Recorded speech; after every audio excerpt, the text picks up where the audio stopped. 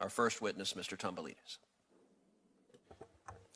Thank you, Mr. Chairman and Senators, for providing me an opportunity to address this important issue. I want you to imagine for a moment that you are an employer and you've got some problems with your employees. When you hired these employees, they promised they would do exactly what you asked of them. But once they got the job, they became a nightmare. They stopped listening to you and started using the job to line their own pockets.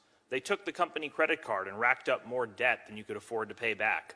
They became so obsessed with keeping their jobs that they forgot to do their jobs. And after all that failure, all that disappointment, and all that incompetence, your employees came to you and said, "We deserve a raise." If you're a reasonable person, that should make your blood boil.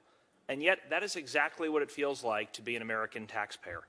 The first three words in our Constitution are "we the people." It's written larger than anything else because the framers of that document, the architects of our republic, wanted to remind you at all times who's in charge. We the people. We are your employers, and you have an obligation to listen to us. So I come to you with a message from the American people. We demand term limits for members of Congress. In fact, according to the most recent national polls on the issue, 82% of Americans want term limits. That includes support from 89% of Republicans, 76% of Democrats, and 83% of independent voters. This is not a left or right issue. This is an American issue.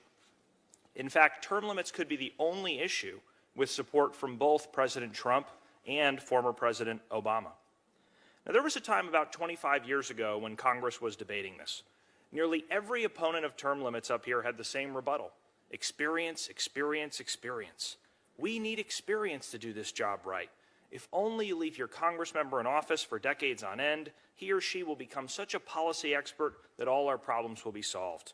In hindsight, that was one of the worst predictions ever. This system is broken.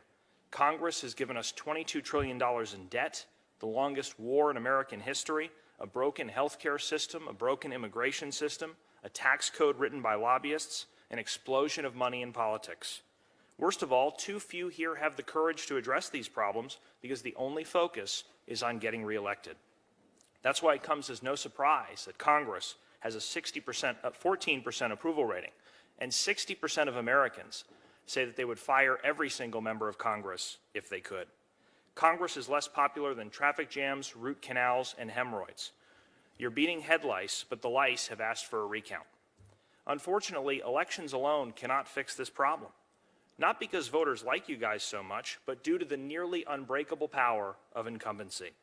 At the same time members of Congress publicly claim elections are free and fair, they secretly deploy every trick in the book to keep power.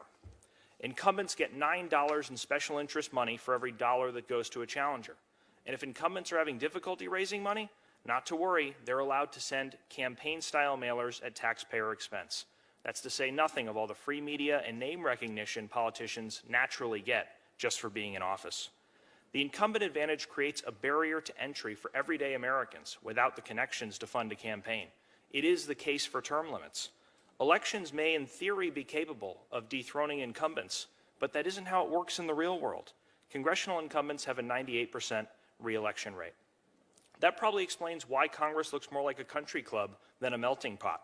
It's predominantly made up of lawyers and politicians, and is disproportionately old, white, rich, and male. Term limits would give us a legislature that better reflects the diversity of our society. The message long-term incumbents send to young people like me seems to be, we want you just close enough to the political process to help us win, but don't get too close and take our jobs. The American people have lost confidence in this Congress, and for good reason. We routinely see abuses of power.